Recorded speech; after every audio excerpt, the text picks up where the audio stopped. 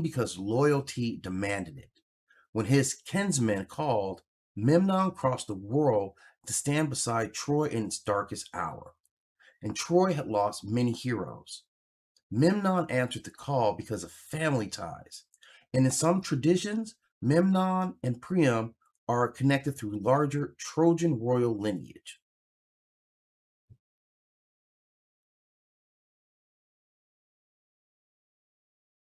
Memnon and the last battle. Now, upon arriving in Troy, Memnon quickly proved why he was feared across the lands of the ancient world.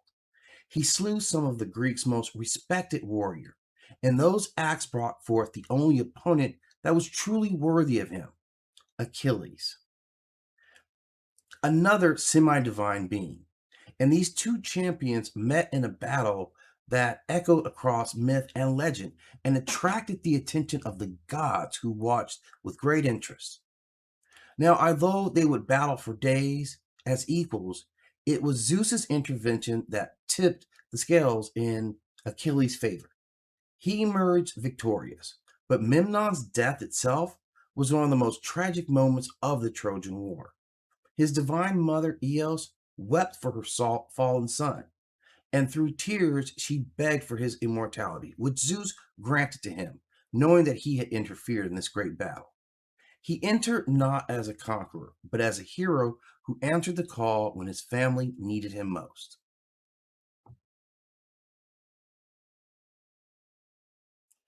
Who was Memnon, the legendary king of Ethiopia? Now, Memnon was not merely a king. He was the son of Dawn itself.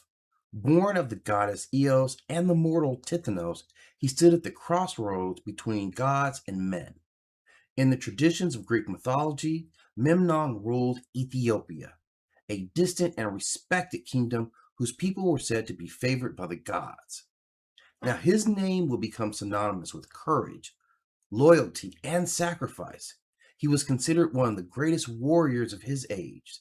His ancestry made him both royal and semi-divine. Why did Memnon come to Troy?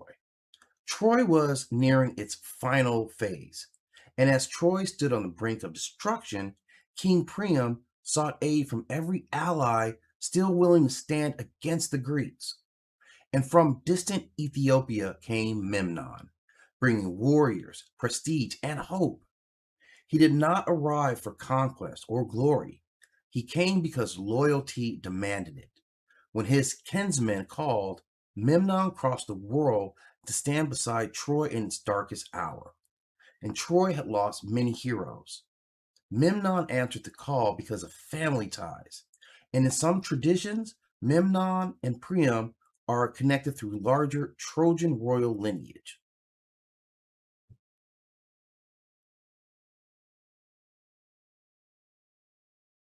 Memnon and the last battle. Now, upon arriving in Troy, Memnon quickly proved why he was feared across the lands of the ancient world. He slew some of the Greeks' most respected warrior, and those acts brought forth the only opponent that was truly worthy of him, Achilles, another semi-divine being. And these two champions met in a battle that echoed across myth and legend and attracted the attention of the gods who watched with great interest. Now, although they would battle for days as equals, it was Zeus's intervention that tipped the scales in Achilles' favor. He emerged victorious, but Memnon's death itself was one of the most tragic moments of the Trojan War. His divine mother Eos wept for her fallen son, and through tears she begged for his immortality, which Zeus granted to him, knowing that he had interfered in this great battle. He entered not as a conqueror, but as a hero who answered the call when his family needed him most.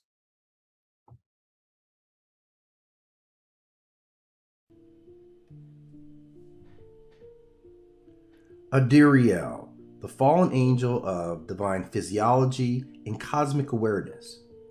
In the celestial order, not all angels were created to sing. Some were created to understand. Adiriel belonged to this second lineage. Not a herald, not a throne guardian, not a voice in the endless choir. He was an observer.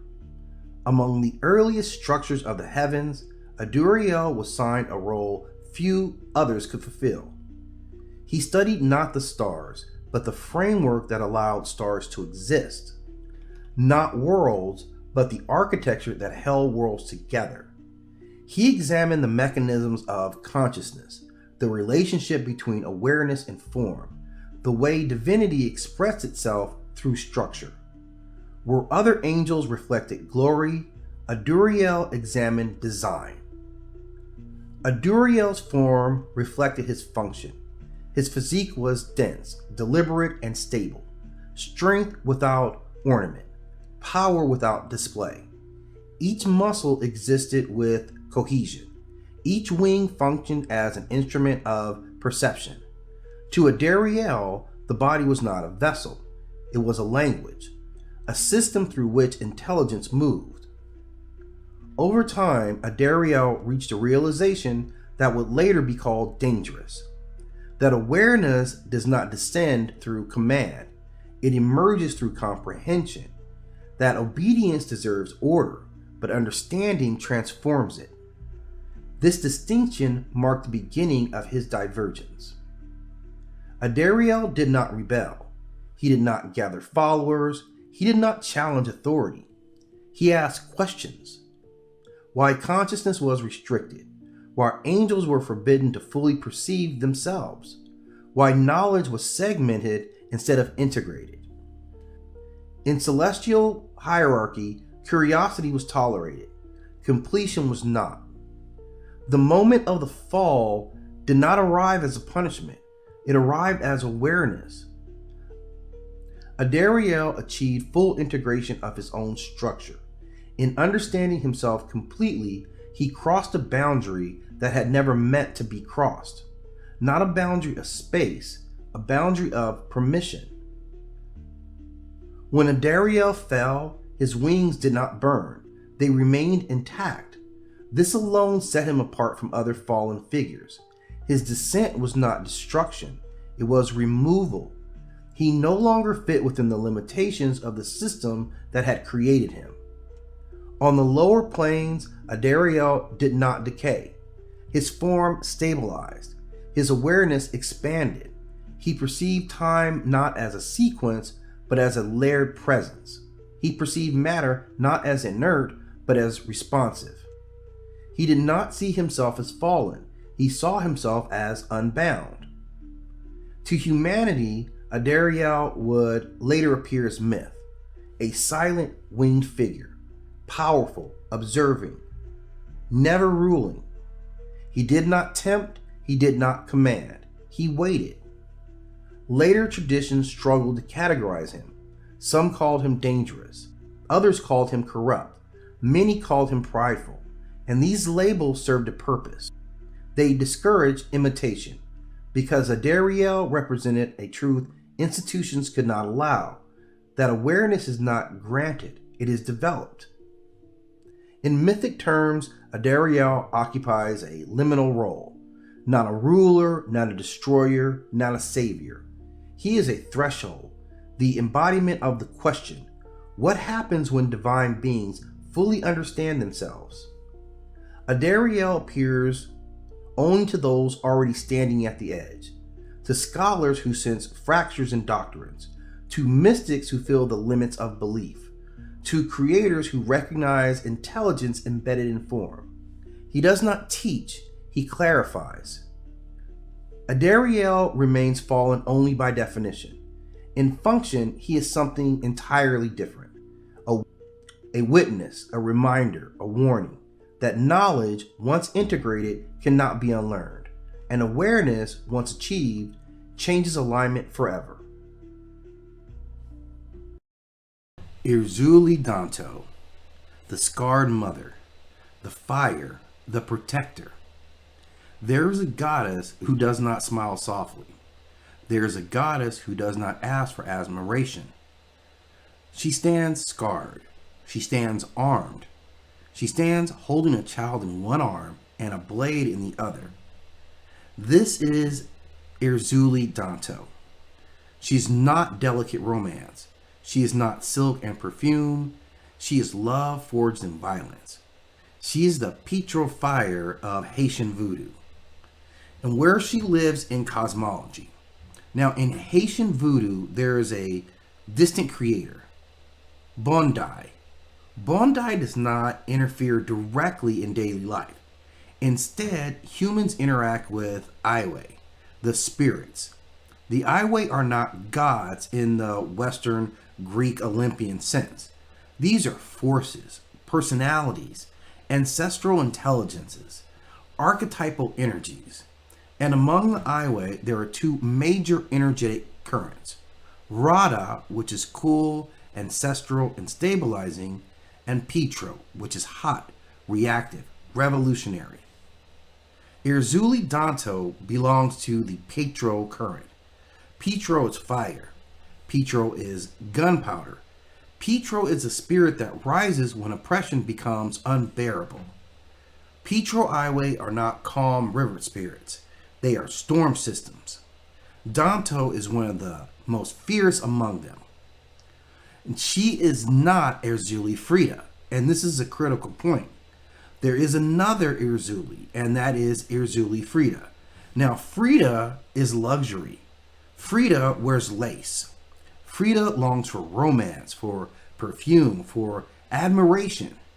Frida is the dream of European refinement layered over Afro-Caribbean devotion. But Danto is different. Danto is the dark-skinned sister. She is scarred. She is often depicted holding a knife. She's associated with working-class women, market women, and single mothers. Whereas Frida wants to be adored, Danto demands loyalty. Frida weeps when love fails. Danto remembers who betrayed her. The split between them is not just theological. It is representative of class, it is representative of skin tone, and it reflects a colonial history. Two faces of the feminine under oppression, one aspiring to be treasured, one refusing to be destroyed. The scar. One of Danto's defining features is the scar on her face. And this imagery is not random. She is often synchronized with Madonna of the Sheik Ta Chow, a Catholic icon whose face visibly bears scars. So when enslaved Africans were forced into Catholic structures, they encoded their spirits within the same imagery. Spiritual camouflage, as it were, or survival theology. The Black Madonna, dark-skinned, scarred, maternal, became a vessel through which Danto could remain present. But the scars matter symbolically. A scar is healed trauma. A scar is injury survived. A scar says, I was cut, I did not die. Danto is not the untouched maiden. She is the wounded mother who survived. And that difference changes everything. Now, she is truly a mother archetype. She is fiercely maternal. She's associated with motherhood, especially protective motherhood. Not sentimental motherhood, protective. The kind that will fight, the kind that will kill, the kind that will burn down a system before allowing harm to her child. In many depictions, she holds a child against her chest, and that child represents the vulnerable, the future, the oppressed, or the community at large. She is evoked by women who have been betrayed, women who have been abused, women who have been abandoned, single mothers who had to become both nurturer and warrior. She is not the goddess of romantic fantasy, she is the goddess of survival. Revolutionary fire. There are strong traditions linking Petro spirit to the Haitian revolutions. The ceremony of Bois Cayman often mythologize an ignition point of the revolution, including invoking fierce spirits. Petro Iwe were the spirits of that uprising. Whether Danto was explicitly invoked or later associated, mythically she represents revolutionary fire itself. She embodies the moment when endurance becomes resistance. She is the spirit that says enough, not politely, not diplomatically, but definitively. and that is why she is feared. Petro energy is not comfortable energy. It is transformative through destruction. Jealousy reconsidered. Now, Danto is often described as being jealous, but jealousy in this context is misunderstood. This is not petty insecurity, this is protective possessiveness. This is the jealousy of someone who has already lost everything once, the jealousy of someone who will not allow betrayal again. In this way, we compare her to Hera, the jealous wife, or Sekhmet, wrath unleashed for cosmic balance, or even Kali, destructive mother clearing corruption. Danto sits in the lineage of fierce feminine archetypes, but her rage is grounded in historical trauma. It is not abstract cosmic balance, it is lived memory. And this makes her psychologically very powerful. Now, in the diaspora, she has a specific identity. She represents more than theology. She represents Afro-diasporic survival. Voodoo itself is a system born from forced displacement, slavery, and cultural fusion. Within that system, Danto embodies the mother who endured plantation brutality, the woman who carried lineage forward under violence, the refusal to dissolve into erasure. She is sacred anger made legitimate. And this is deeply uncomfortable for colonial narratives, because sacred anger cannot be dismissed as hysteria. It is spiritualized resistance. Now, Petro versus control. Now, Petro energy emerges under pressure, when systems become suffocating, when injustice calcifies. Petro spirits are reactionary in the truest sense. They react to oppression. In that sense, Danto fits perfectly in the larger mythic themes of freedom versus control. She is what happens when control goes too far. She is the spiritual eruption. You can suppress Rada energy. You cannot indefinitely suppress Petro. Eventually, it ignites. Why she matters now. Modern relevance is obvious. She doesn't need to be forced. Single mothers navigating hostile systems, women navigating betrayal, communities navigating institutional neglect. Danto becomes an archetype for protective boundaries, unapologetic defense, refusal to accept disrespect. She does not preach forgiveness as virtue, she demands accountability. And in a world that often romanticizes passive femininity, she stands as a counter image. Scarred, armed, loving, dangerous. If Frida is the dream of being chosen, Danto is the vow never to be abandoned again. If Frida is perfume, Danto is gunfire. If Frida longs, Danto remembers. She is not the goddess of romance. She is the goddess of loyalty. She is the fire that protects children. She is the scar that speaks. She is Erzulie Danto.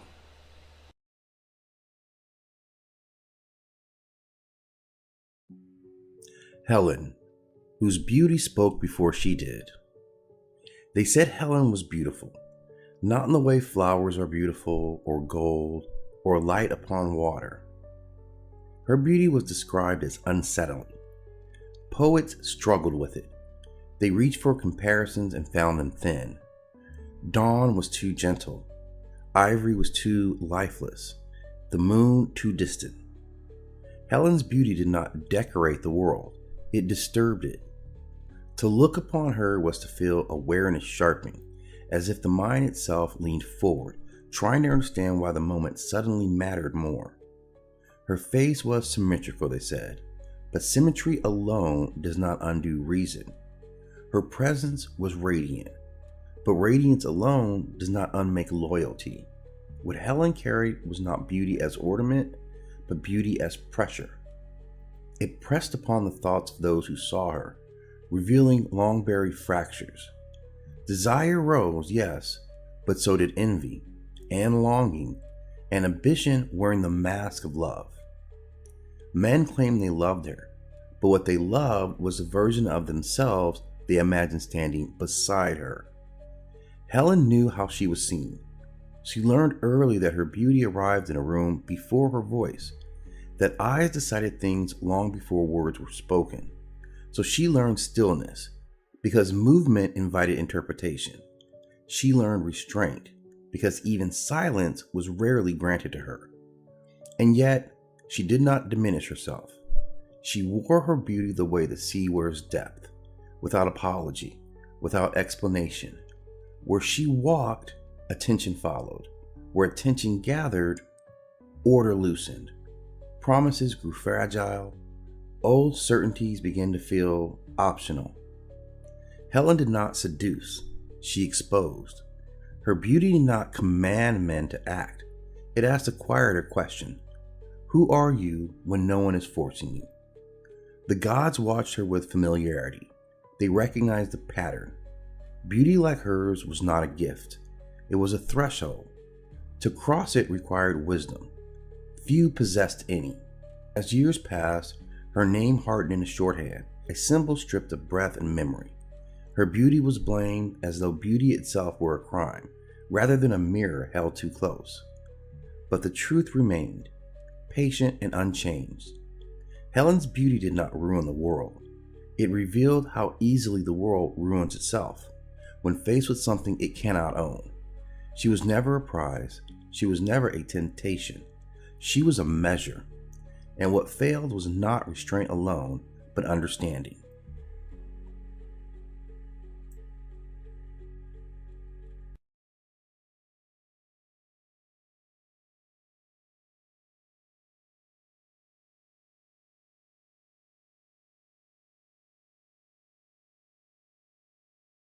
Kemetic Gods Encyclopedia, Core Netgeru Block 5, Entries 201, 250. Sekar. Sekar is a Kemetic god. His primary domain is the underworld, and he is also associated with rebirth. He originates from Kemet in the ancient era. His name is pronounced Sekar. He governs transformation after death. Sekhet. Sekhet is a Kemetic goddess. Her primary domain is fields, and she is also associated with agriculture. She originates from Kemet in the ancient era. Her name is pronounced Sekhet. She represents cultivated land. Selkit. Selkit is a Kemetic goddess. Her primary domain is healing, and she is also associated with scorpions. She originates from Kemet in the ancient era. Her name is pronounced Sailket. She protects against venom. September. Sep is a Kemetic god. His primary domain is fertility, and he is also associated with movement. He originates from Kemet in the ancient era. His name is pronounced September. He embodies generative motion. Serket. Serket is a Kemetic goddess. Her primary domain is protection, and she is also associated with medicine. She originates from Kemet in the ancient era. Her name is pronounced Serket. She safeguards against harm. Seth. Seth is a Kemetic god. His primary domain is chaos, and he is also associated with storms. He originates from Kemet in the ancient era. His name is pronounced Seth. He represents disruptive force. Seatenan. Seatenan is a syncretic Kemetic deity. Its primary domain is perception, and it is also associated with creation. It originates from Kemet in the ancient era. Its name is pronounced Seatenan. It unites awareness and emergence. Sopdu. Sopdu is a Kemetic god. His primary domain is the eastern frontier, and he is also associated with protection. He originates from Kemet in the ancient era. His name is pronounced Sopdu. He guards Egypt's borders. Sotis. Sotis is a Kemetic goddess. Her primary domain is the star Sirius, and she is also associated with renewal. She originates from Kemet in the ancient era. Her name is pronounced Sothis. She marks the new year. Tazanetnofret. Tazanetnofret is a Kemetic goddess. Her primary domain is beauty, and she is also associated with adornment. She originates from Kemet in the ancient era. Her name is pronounced Tarsenet Nofret. She embodies graceful appearance. Tatjinan. Tatjinan is a Kemetic god. His primary domain is the primordial mound, and he is also associated with creation. He originates from Kemet in the ancient era. His name is pronounced Tatjenen. He represents emergence of land. Tate. Tate is a Kemetic goddess. Her primary domain is weaving, and she is also associated with textiles. She originates from Kemet in the ancient era. Her name is pronounced Chit. She governs cloth and binding. Tekit. Tekit is a Kemetic goddess. Her primary domain is brewing, and she is also associated with nourishment. She originates from Kemet in the ancient era.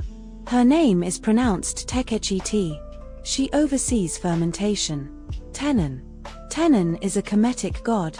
His primary domain is the primordial earth, and he is also associated with strength. He originates from Kemet in the ancient era. His name is pronounced Tainen. He represents foundational power. Tepsi. Tepsi is a Kemetic god. His primary domain is speech, and he is also associated with proclamation. He originates from Kemet in the ancient era. His name is pronounced Tepsi. He embodies spoken authority. Tutu. Tutu is a Kemetic god. His primary domain is protection, and he is also associated with demons. He originates from Kemet in the late period. His name is pronounced Tutu. He wards against night spirits. Utur. Utur is a Kemetic god. His primary domain is the sea, and he is also associated with vastness. He originates from Kemet in the ancient era. His name is pronounced Wout or. He represents the great waters. Unas. Unas is a deified Kemetic king. His primary domain is kingship, and he is also associated with the afterlife. He originates from Kemet in the Old Kingdom. His name is pronounced Onaz. He represents royal ascent. Upuort. Upuort is a Kemetic god. His primary domain is guidance, and he is also associated with warfare. He originates from Kemet in the ancient era. His name is pronounced Opu-Aht. He opens pathways. Wadjewer. Wadjewer is a Kemetic god. His primary domain is the sea, and he is also associated with water. He originates from Kemet in the ancient era. His name is pronounced Wadjewer.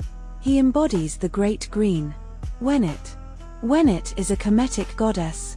Her primary domain is time, and she is also associated with cycles. She originates from Kemet in the ancient era. Her name is pronounced Waynet. She governs temporal flow. Werethikau. Werethikau is a Kemetic goddess. Her primary domain is magic, and she is also associated with sovereignty. She originates from Kemet in the ancient era. Her name is pronounced Weirethikau. She wields royal power. Wazret. Wazret is a Kemetic goddess. Her primary domain is authority, and she is also associated with Thebes. She originates from Kemet in the ancient era. Her name is pronounced Wozret. She personifies regional power. Yinepu. Yinepu is a Kemetic god. His primary domain is embalming, and he is also associated with the dead. He originates from Kemet in the ancient era. His name is pronounced Yinepu. He oversees funerary rites. Zor. Zor is a Kemetic god. His primary domain is writing, and he is also associated with knowledge. He originates from Kemet in the ancient era. His name is pronounced Zo. He supports recorded wisdom. Come back for part 6.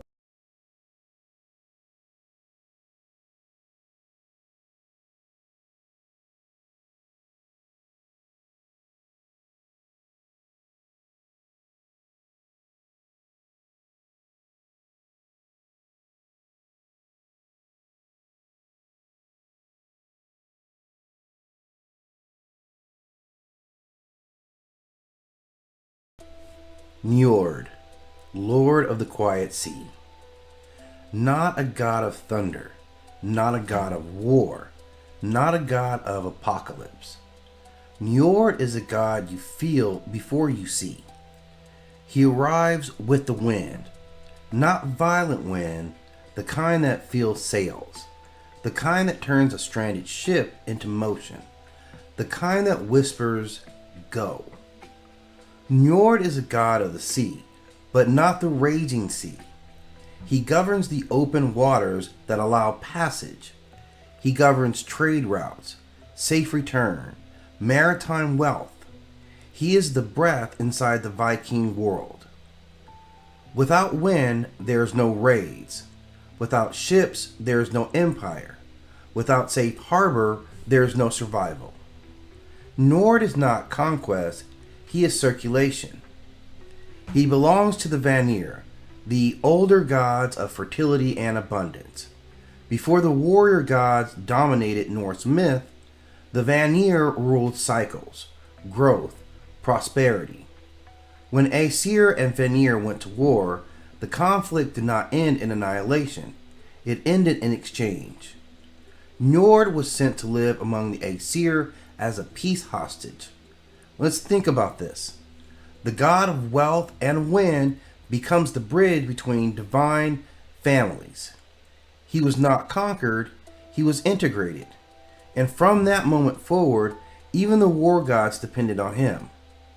Njord is also father of two of the most powerful deities in Norse cosmology, Freyr and Freya. Freyr governs harvest, kingship, and peace. Freya governs love, desire, magic, and even claims half of the honored dead. Njord is the root of the prosperity line. He is the quiet patriarch and the fertility power. He is the most human story in his marriage. Njord marries Skandi, the goddess of winter. She loves the mountains. He loves the sea. They try to compromise. 9 nights by the ocean, 9 nights in the mountains. In the mountains, Njord cannot sleep. The wolves howl. The air is too sharp. But by the sea, Skandi cannot rest. The gulls scream. The waves never stop moving. They part ways, not from hatred, but from elemental incompatibility. Sea and stone, tide and frost. Njord is movement. Skandi is stillness, and stillness cannot hold the tide. Symbolically, Njord represents something rare in Norse mythology. Stability without stagnation, prosperity without plunder, movement without chaos. He is not the storm, he is the space between storms. He is a god of flow, and flow is power. And he stands at the edge of Njord at sunrise. Long ships behind him, salt winds lifting silver hair, no lightning, no roar, just tide moving in and out. Njord does not command the sea, he understands it. And in that world obsessed with battle, the quiet sea outlasts the storm.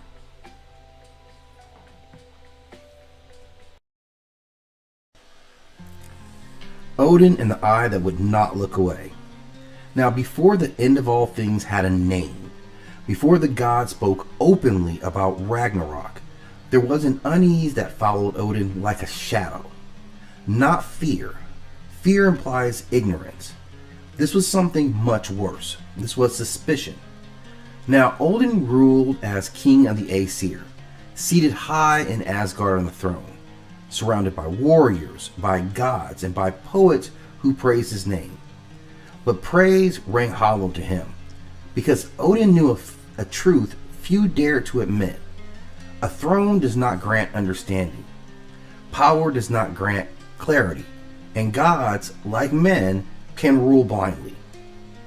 At night, when the halls grew quiet, Odin would sit in his throne. Hugin and Munin, thought and memories, his crows would return from their flights. They would perch on his shoulders and whisper what they had seen in the 9 realms. Wars brewing, oaths breaking, fates tightening like knots, and each whisper confirmed what Odin already suspected, that something was coming, and worse, that it was already in motion. So Odin turned his attention not outward, but downward, to the roots of Yggdrasil, the world tree whose branches held the heavens, and whose roots drank from the places that even gods avoided. One root fed Mimir's well, a well not of water alone, but of memory, of truth, of things remembered by the world itself. It was said that the well remembered every mistake ever made, and every consequence yet to come. and it was guarded by Mimir, not a warrior, not a tyrant, but a keeper, because wisdom does not need force, only patience.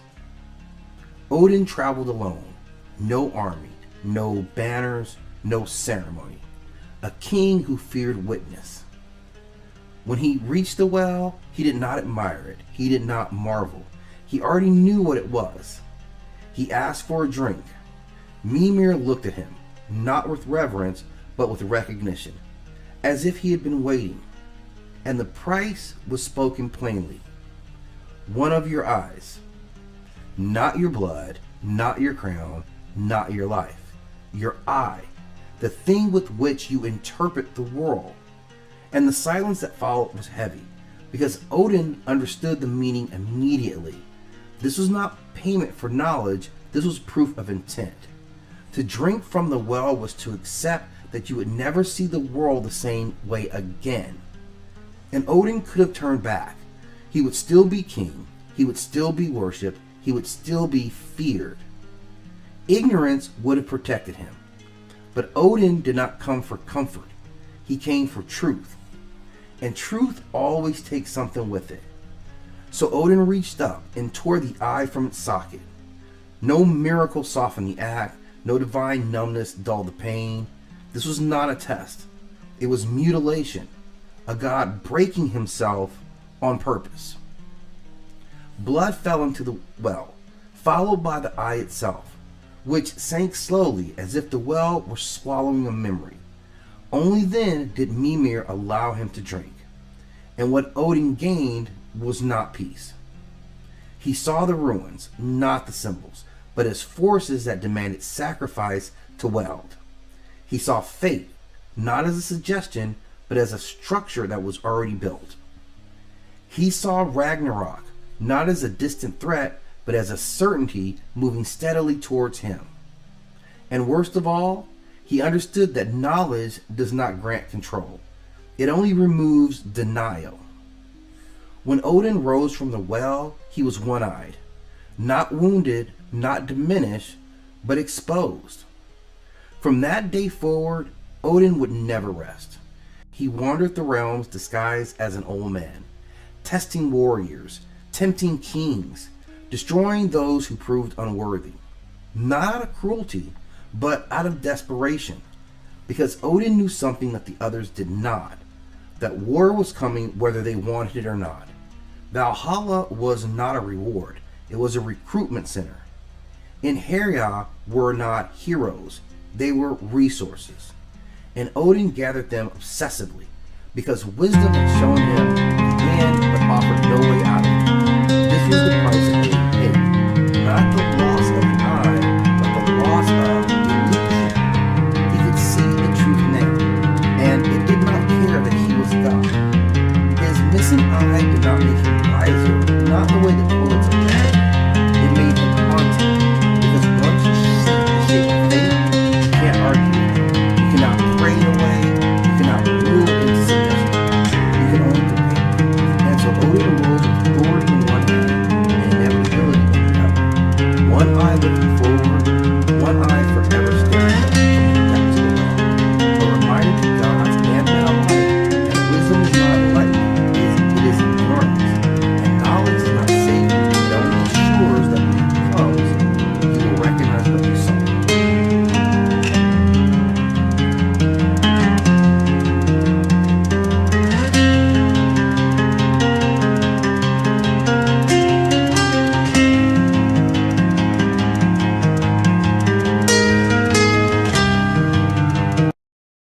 Record Moke.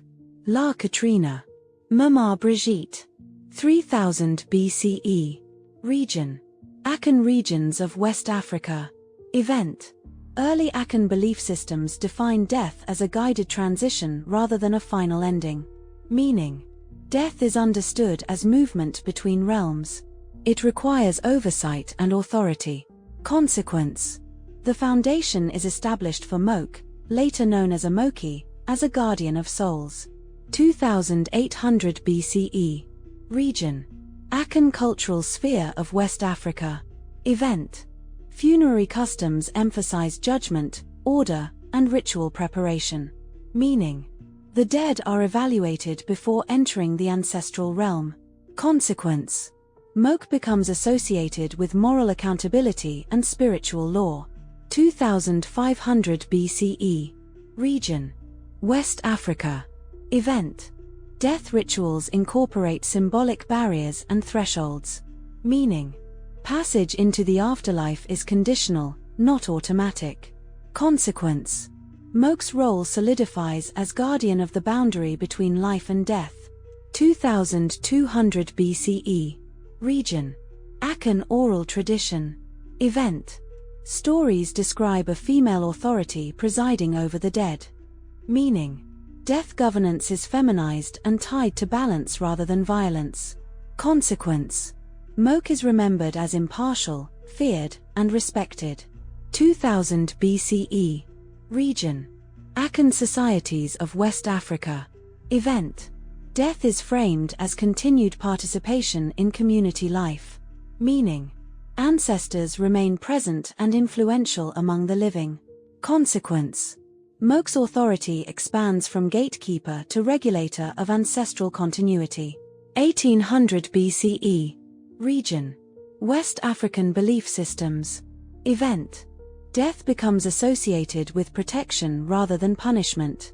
Meaning, the afterlife is seen as refuge, not exile. Consequence: Moke's image shifts from fearsome enforcer to stabilizing force. 1500 BCE. Region: Akan regions of West Africa. Event: Offerings and moral preparation become central to burial rites. Meaning, conduct in life affects status in death. Consequence: Moke becomes associated with ethical remembrance and judgment. 1000 BCE. Region: West Africa. Event: Ancestral reverence intensifies across multiple societies.